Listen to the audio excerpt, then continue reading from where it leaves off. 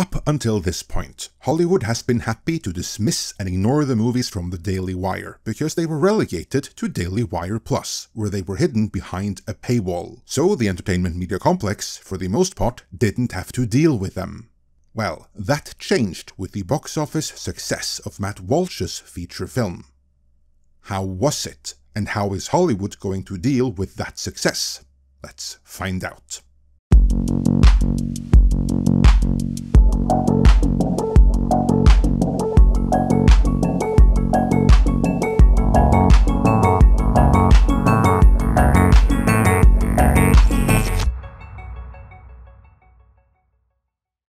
Some of you may wonder why I'm referring to the movie as a box office success. How can that be, since it only opened in 4th place, and it only grossed $4.5 million in its opening weekend, so where's the success? Well, keep in mind, the movie was budgeted and scaled for a Daily Wire Plus release, and I won't pretend to know the precise production cost. But I have a feeling it probably cost less than it grossed this weekend, so chances are it's in the green already, and this thing is going to collect a few million more by the time all is said and done. Furthermore, Hollywood tried to quibble away the success of last year's Sound of Freedom by blaming the campaign of buying tickets for others.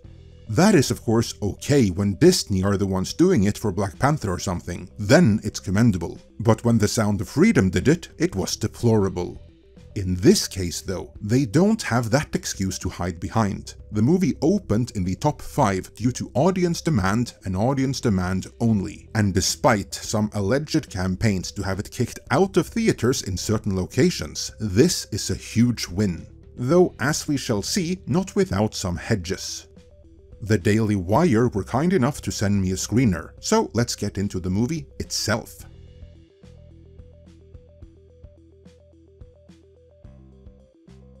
Gary from Nerdrotic already compared it to Sacha Baron Cohen's Borat, which I agree with, and I would add Bruno to that as well, because even though the setup is significantly more lo-fi, if you will, that is fundamentally what Matt Walsh is doing here. Where Sacha Baron Cohen set up elaborate characters and cooked up some really over-the-top situations to expose the alleged racism and homophobia of anyone with conservative leanings, for which he was wildly praised by the entertainment media complex, I might add, Matt Walsh appears as a thinly disguised version of himself to expose the inherent hypocrisy and racism of the entire DEI training movement. More than that, once he's fully certified and hosts his own DEI seminars, that while meant to be over the top, aren't radically different from any genuine DEI courses. He is also exposing the gullibility, double standards, racism, and at times sheer evil of the people who are willingly attending these courses. But unlike the public praise and marketing push that Sacha Baron Cohen got for his Borat and Bruno movies, it's almost as if Hollywood are trying to drown this movie in silence. More on that later. As for this movie, I think it's important, and Walsh is making some very eye-opening revelations here, though there were some missed opportunities. My biggest criticism is that he at times could have gone even harder, especially when he had some of the biggest grifters on the scene in the room with him, and he even paid for their presence. For instance, there is this one woman who feels that America is so inherently racist and rotten to the core that the entire place should just burn down to the ground, because it's just not worth saving. These statements were allowed to go unchallenged, which I felt was dropping the ball.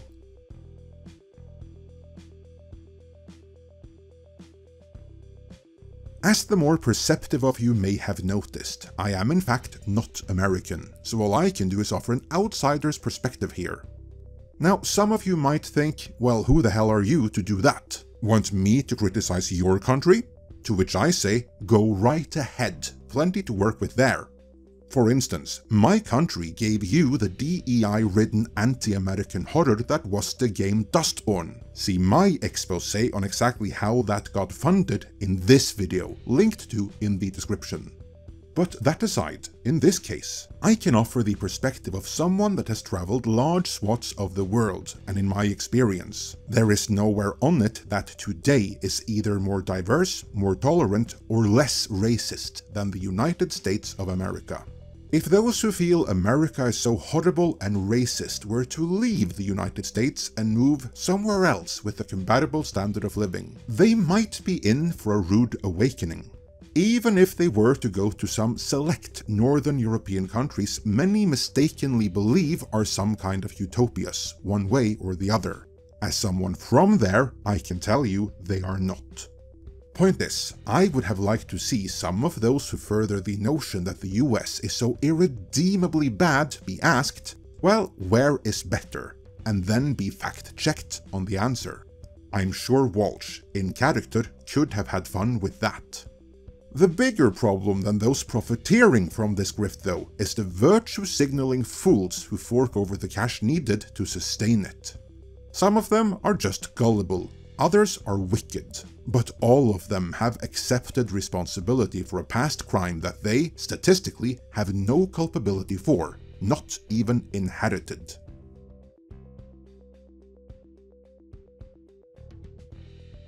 Slavery is an abomination that has always existed in every society, but from my outsider's perspective, it appears as though those who benefited from it in the US have gotten away with it by conning the world into blaming everyone of a certain skin color for it, thus diluting their own guilt. Allow me to elaborate on that. According to US Today, in their fact-check of a claim that was missing some level of context, a mere 20% of white US households owned slaves prior to the Civil War, meaning even then, 80% of white households didn't. No households owned slaves since the Civil War, and here's the kicker. The vast majority of non-rich white people living in the US today are descended from dirt-poor Europeans who only moved to the US after the Civil War. Meaning, if you are a white American and you didn't come from old money, then chances are your ancestors were never slave owners, and your family never benefited from slavery. So you don't owe awkwardly giving random black people in the street a hug that they didn't ask for. And yes, there's an idiot who did that in the movie. Nor do you, for that matter, owe any random black people any apology nor any cash reimbursements, because your ancestors most likely never did anything to theirs. Nor did your ancestors benefit from the crimes that were done to their ancestors. That's the entire premise of these DEI seminars out the window right there. But let's say that the idea has merit. Let's say that those whose ancestors did benefit from slavery should atone for their privilege. Who would that be? Who should attend these DEI classes? Well, according to Reuters, the aristocracy. That is, the family dynasties that make up a big chunk of the political, cultural, and corporate elite. It was their ancestors that owned slaves and benefited from slavery. And funnily enough, now it's their living descendants telling you that you need DEI training to atone for the sins of your fathers, or more accurate, for the sins of their fathers. This is the point I wish Matt Walsh would have made. But while it could have pressed some issues harder, I'm glad the movie is made at all, and that it is the success that it is, as that will help in exposing the DEI grift. It is said in Europe that every generation has its own disease, and corporate DEI is certainly one of the diseases of this generation. That aside, this movie is a success, so how will Hollywood and the entertainment media complex deal with that success? I prattled on for longer than I had planned in this video already, so I think I'll have to save that for the next one. To make sure you don't miss out on that, please like this video, hit subscribe, and indicate you want notifications on all videos. For now, let me know your thoughts on this in the comments.